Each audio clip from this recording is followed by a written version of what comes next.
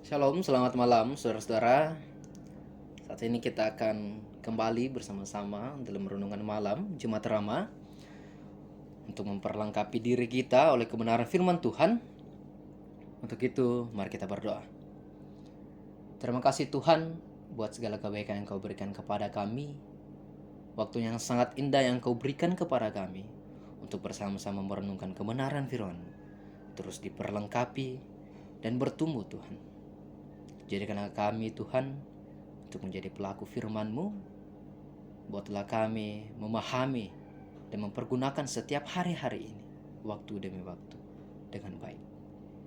Dalam nama Kristus Yesus, kami berdoa. Amin. Saudara, perenungan kita terambil dari Efesus 5. Efesus 5 ayatnya yang ke-16. Firman Tuhan, dan pergunakanlah waktu yang ada, karena hari-hari ini adalah jahat. Amin. Satu tema menuntun kita dalam perenungan ini, yaitu pergunakan waktu yang ada. Pergunakan waktu yang ada. Kenapa kita harus mempergunakan waktu yang ada? Dalam pembacaan kita mengatakan karena hari-hari ini adalah jahat. Kalau saudara-saudara baca di terjemahan bahasa Indonesia masa kini, bahasa sehari-hari ya, terjemahan dari Alkitabnya, yaitu berkata seperti ini, gunakanlah sebaik-baiknya setiap kesempatan.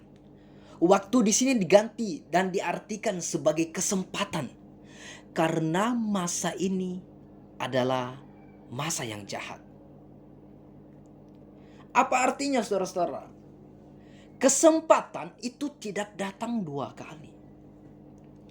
Misalnya ketika saudara-saudara berada di sebuah aliran air ataupun sungai, ketika saudara-saudara menginjakkan kaki saudara-saudara ke dalam air yang saudara-saudara injak itu sudah pergi, sudah melangkah. Dan ketika saudara-saudara kembali menurunkan kaki Anda ke dalam air yang Anda injak itu adalah air yang baru yang datang mengalir, bukan air yang pertama kali Anda injak.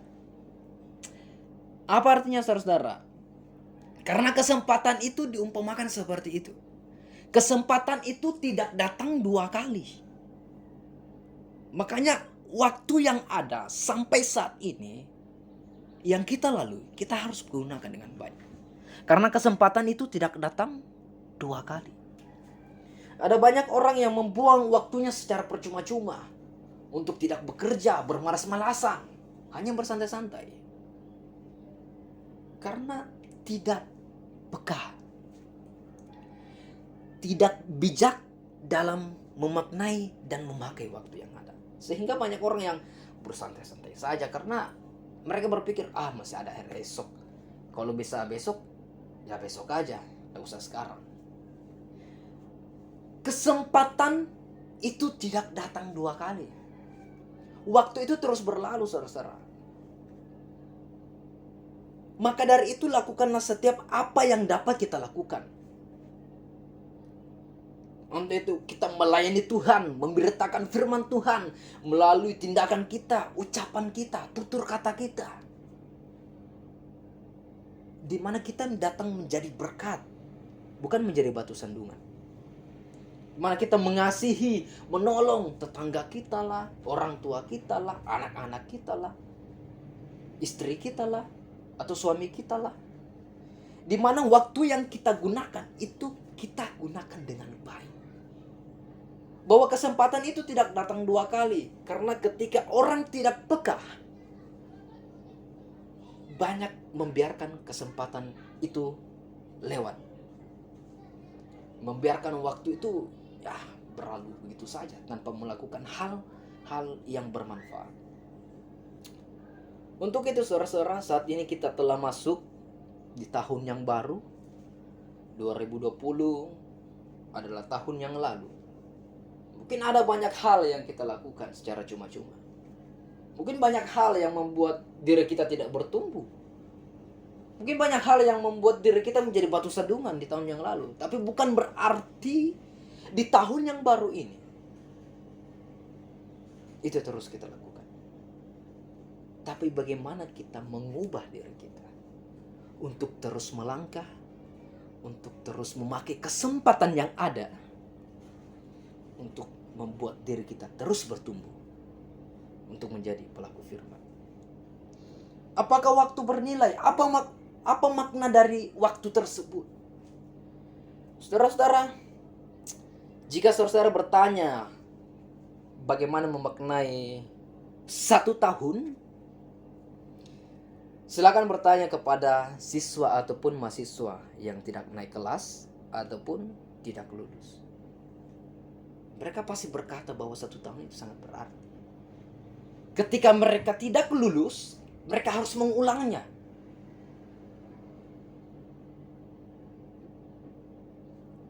Kalau saudara-saudara menanyakan apa arti dari 1 bulan,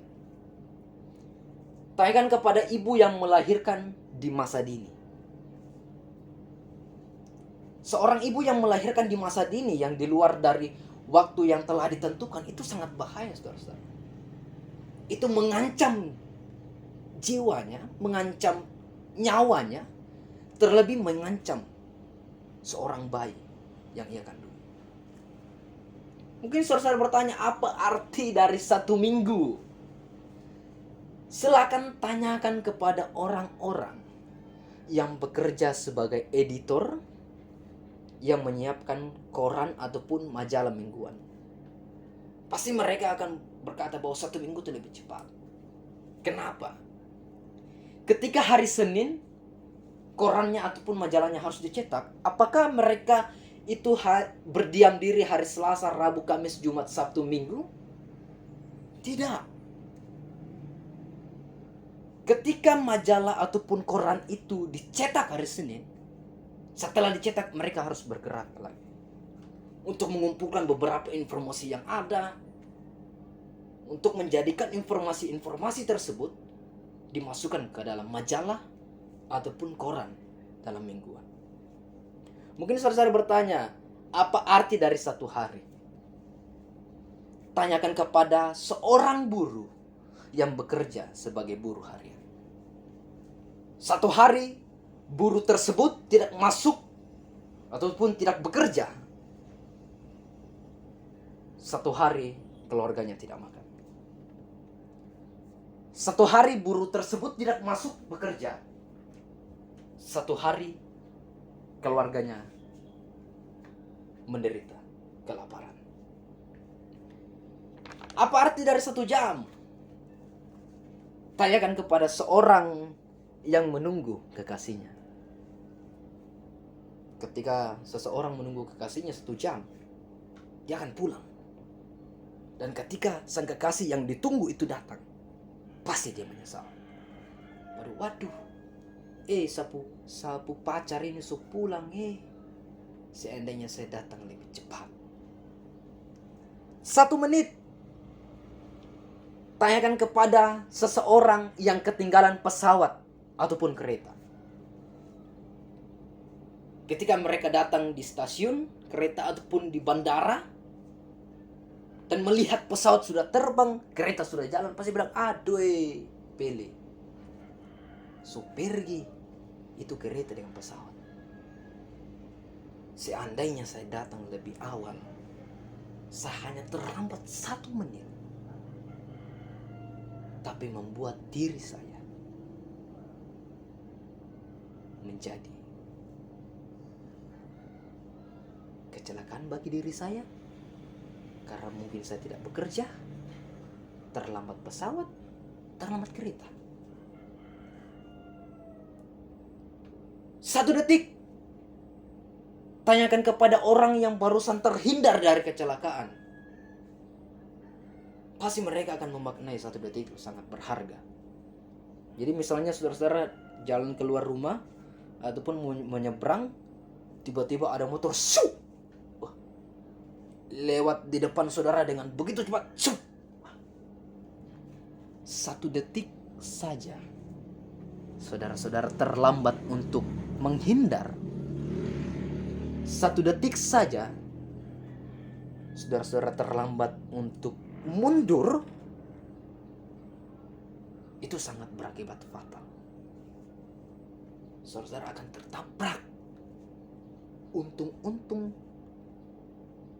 kalau masih bisa bergerak. Tapi kalau sudah game over, waduh, bahaya. 1 milidetik.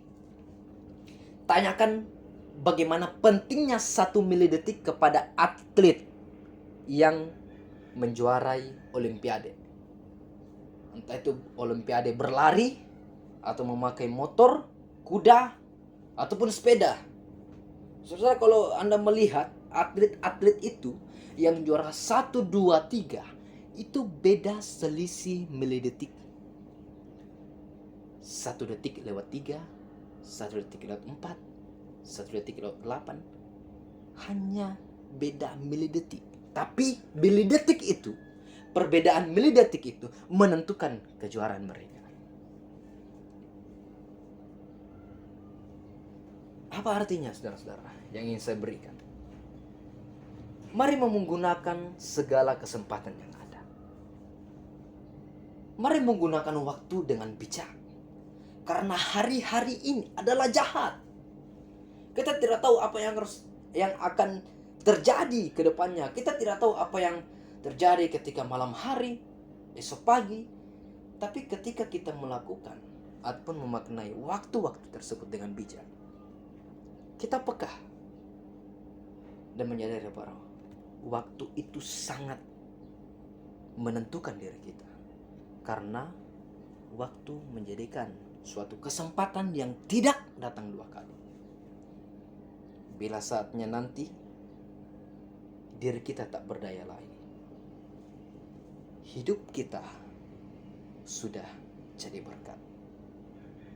Jadilah berkat, pergunakan waktu yang ada, kesempatan yang ada, dan bijaklah melihat untuk menjadikan berkat tidak hanya diri kita, terlebih banyak orang.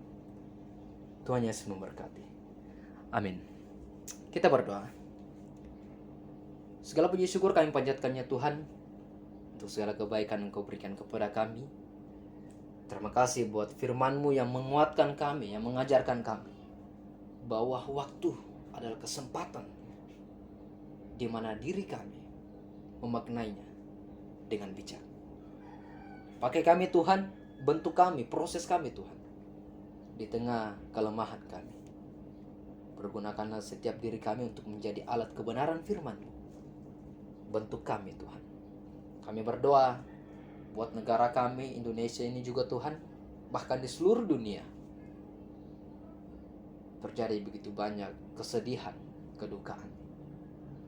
Beberapa peristiwa yang merenggut nyawa, yang menghancurkan beberapa tempat Tuhan. Saat ini kami datang berserah kepada-Mu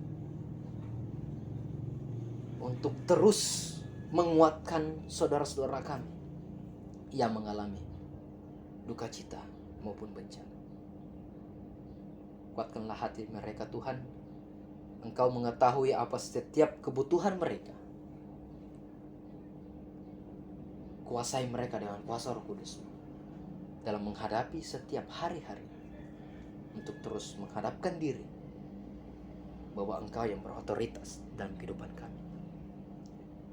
Kami serahkan kehidupan ini ke dalam tangan kasihan-Mu Tuhan. Berkati kami dalam pekerjaan kami, rumah tangga kami, keluarga kami Tuhan, setiap pelayanan kami Tuhan, karena berbau harum di hadapan.